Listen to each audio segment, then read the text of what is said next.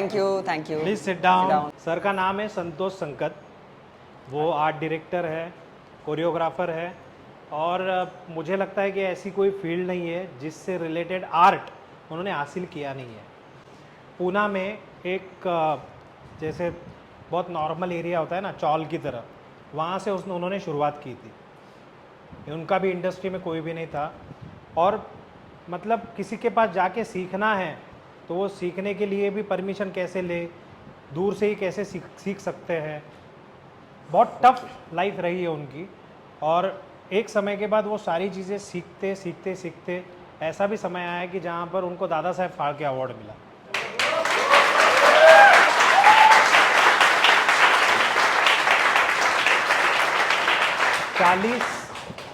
चालीस से ज़्यादा फिल्मों के लिए उन्होंने आर्ट डायरेक्शन किया है।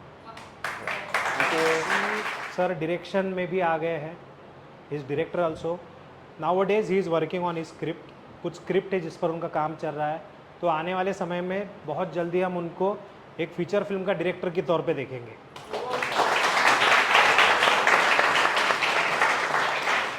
और अभी हम वेट कर रहे हैं कि सर की फिल्म जल्दी आएगी, और हो सकता है उसमें हमारे बच्चों को भी कुछ ना कुछ काम मिल जाए।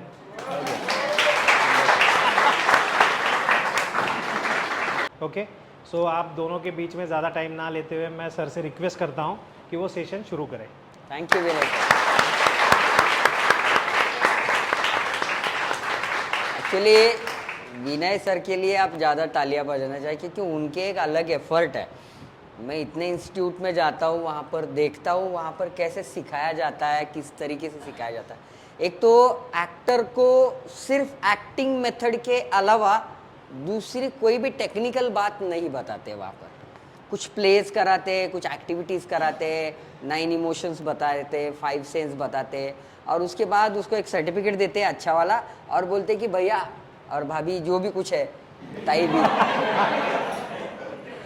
तो इनको छोड़ देते हैं, अभी जाओ मैदान में और लड़ो और ऑडिशन देते बैठो। और उनका स्ट्रगल वहाँ से शुरू होता है।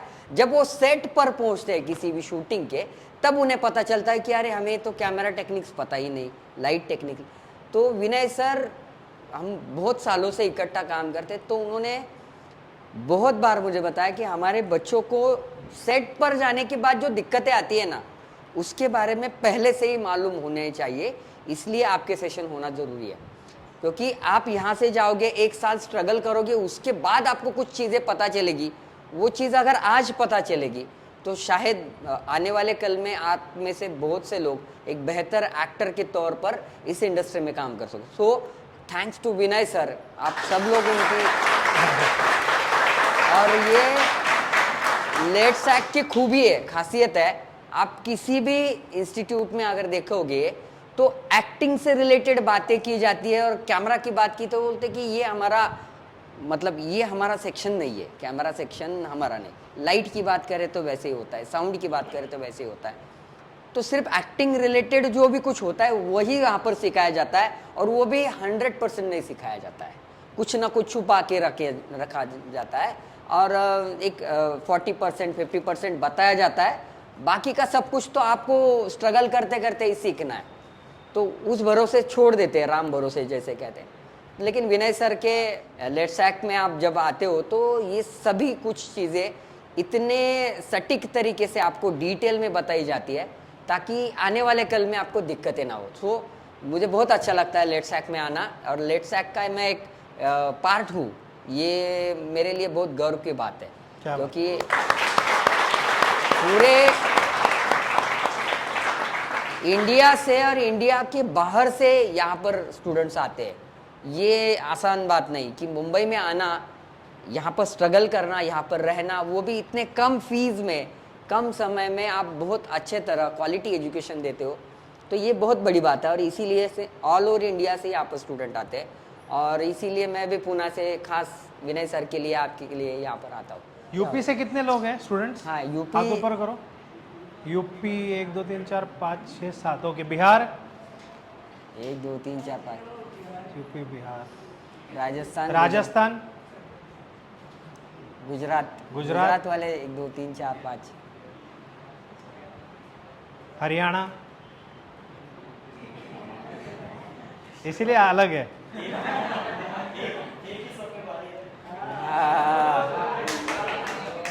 महाराष्ट्र किती आहेत? महाराष्ट्र महाराष्ट्रीयन 1 2 3 4 5 इक्वलेंट है। Correct. Okay sir, thank okay you, please yes continue. Yes. मैं एक इंस्टीट्यूट में गया था और वहां पर मैंने एक सवाल पूछा था कि भाई अगर आपको बेहतर एक्टर होना है, बनना है और इंडस्ट्री में कुछ नाम कमाना है तो आपको क्या क्या आना जरूरी है? तो वहां पर जो स्टूडेंट्स है उन्होंने बहुत से जवाब दिए। मैं आपको वही सवाल पूछता हूं कि भाई एक एक्टर को क्या क्या आना बहुत जरूरी है? हाँ, सब कुछ आना मतलब बर्तन धोना,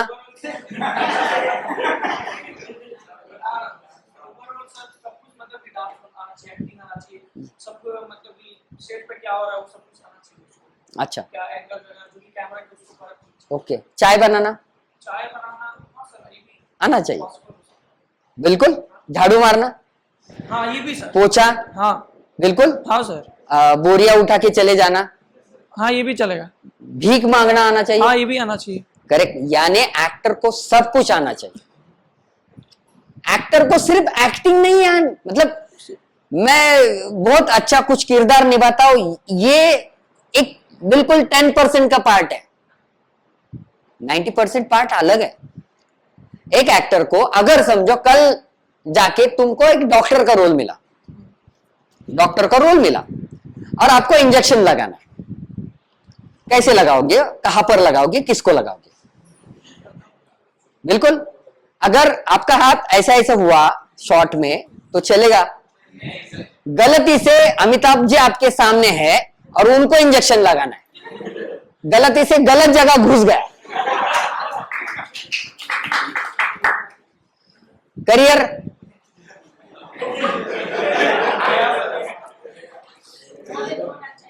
बिल्कुल। तो आपको अगर आपको पता है कि आपको क्या क्या रोल मिलने वाला है आगे जाके। मैं चाय बनाना, बर्तन मांजना इसलिए बोल दिया क्योंकि कल जाके अगर आपको ऐसे पति का रोल मिला कि भाई वो घर में बहुत काम करता है, बिल्कुल फैमिली मैन का अगर रोल मिला, वो बर्तन भी मांज रहा है, वो अपनी पत्नी की सेवा कर रहा है, माँ की सेवा कर रहा है, तो वो भी आना चाहिए। अगर आपको बर्तन मांजने नहीं आते तो आप वहां पर बिल्कुल ऐसे ऐसे करोगे तो वो दिखेगा कि यार ये तो बहुत ऊपर ही ऊपर कर रहा है, मतलब ठीक तरीके से नहीं कर। आपको हर चीज में निपुण होना चाहिए अगर आपको एक्टर बनना है तो। हर चीज में मतलब हर चीज में जितने भी स्किल्स आप सीख सकते हो आज से सीखना शुरू करो, क्योंकि लाइफ आपके पास बहुत कम है। मुझे आप में से कोई भी बता सकता है कि मेरे पास इतने साल है जीने के लिए? बता सकता है? भाई आपके पास समय नहीं, मेरे पास भी समय नहीं। कभी भी इसके आने वाले हर सेकेंड में हमारा लास्ट वाला सेशन डायरेक्टली पैकअप हो सकता है। सो हमारे पास लाइफ में आगे कितना वक्त है पता नहीं। जो बचा कुचा वक्त है, जो भी गॉड गिफ्टेड वक्त है या जो भी कुछ बोनस मिलने वाला वक्त है, वो हमें और बढ़ाना है, ज्यादा से ज्यादा सीखना है। सो जैसे ये शॉर्ट डिवीजन है, ये आपको पता होना चाहिए। आपको कैमरा एंगल्स पता होना चाहिए, आपको लाइटिंग कैसे की जाती है वो पता होना चाहिए। अभी समझो ये लाइट यहां से है और मैं यहां से देखकर यहां पर एक्ट कर रहा हूं, तो मेरे फेस पर लाइट आ रहा है? नहीं। समझो अगर मुझे ये लाइट का मार्क दिया है यहां पर और मैं यहां पर आके अगर मेरा डायलॉग लेता हूं तो चलेगा? हर शॉट के लिए आपको 3 अलग अलग पोजीशंस मार्क दिए जाते हैं। आपको पता है वो कौन से मार्क्स है? पहला मार्क होता है लाइट वाला, लाइट का सेंटर किया जाता है, जहां पर लाइट की जाती है वो लाइट वाला मार्क दिया जाता है। दूसरा वाला फोकस का मार्क दिया जाता है, फोकस, जहां पर कैमरा का फोकस होता है ना, वो वाला मार्क दिया जाता है। और तीसरा वाला जो मार्क होता है वो जहां पर वो एरिया होता है पूरा, वहां पर कौन सा बंदा या बंदी कहां पर खड़ा होगा, एक्टर वाला, वो वाला मार्क होता है। मतलब उस एरिया का को एक्टर के साथ, या मतलब अगर समझो मैं यहां पर बैठ गया तो समझो मैं पुलिस ऑफिसर हूं, तो हवलदार कहां पर रुकेगा, जो कंप्लेंट देने वाला वो कहां पर रुकेगा, अगर कोई बीच में चाय देने वाला आता है वो कहां पर आएगा, ये अलग अलग जगह तय होती है। पहले शॉट लेने से पहले उसका एक कैमरा रिहर्सल्स होता है, उसका मार्किंग होता है, और उस हिसाब से हर एक्टर को एक मार्क दिया जाता है, एक जगह दी जाती है, और उस समय उसी टाइम पर उसी मार्क पर आके उसने उसका डायलॉग लेना है। सो ये तीनों चारों जो चीजें हैं ये बहुत इंपॉर्टेंट है, और उसमें से दो चीजें सबसे ज्यादा इंपॉर्टेंट है, वो मतलब फोकस मार्क, जो कैमरा का फोकस मार्क होता है वो, और दूसरी लाइटिंग का जो मार्क दिया जाता है वो वाला।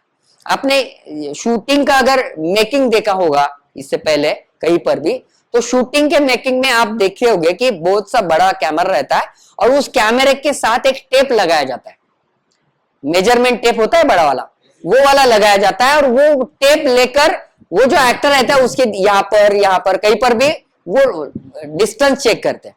वो क्या होता है पता है आपको? वो होता है फोकस मार्क के लिए डिस्टेंस कैलकुलेशन। कैमरा जो होता है ना, अभी हमारा जो कैमरा है, मोबाइल का कैमरा या जो भी कुछ डिजिटल कैमरा है, वहां पर टच सेंसर है, हम टच करते हैं, जिस जगह टच करते हैं वहां पर फोकस शिफ्ट हो जाता है।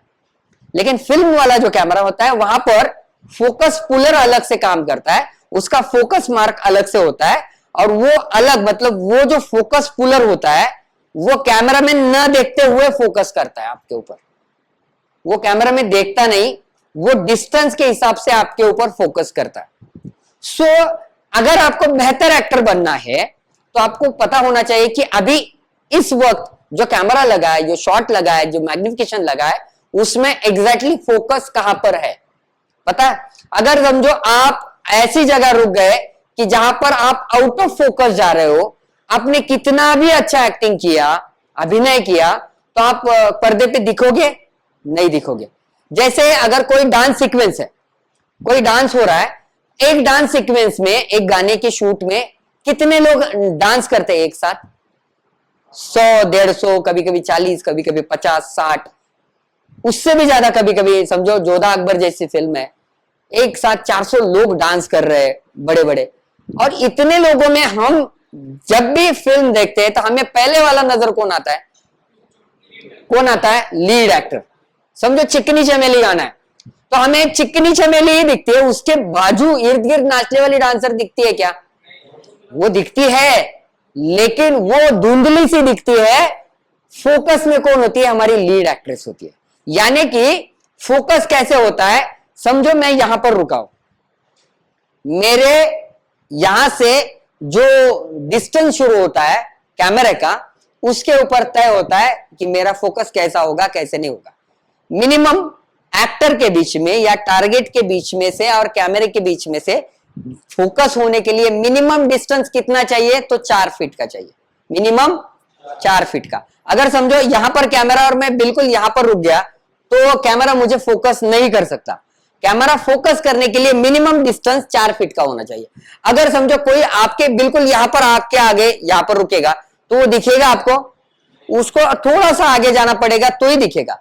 आपकी आंख ये दुनिया का सबसे बड़ा फोकस सेंसर लेंस है, जिसमें आप क्लोज शॉट भी, अगर मैंने यहां पर उंगली पकड़ी, यहां पर देखा, यहां पर फोकस किया, तो बाकी के सब लोग मुझे ब्लर दिखने लगते हैं। लेकिन मैं ये उंगली हटाता हूं तो जहां पर मैं देखता हूं वो बंदा फोकस में आता है। सो कैमरा का सेंसर भी उसी तरीके से काम करता है। तो जो फोकस मार्क है वो एक्टर के लिए बहुत जरूरी होता है।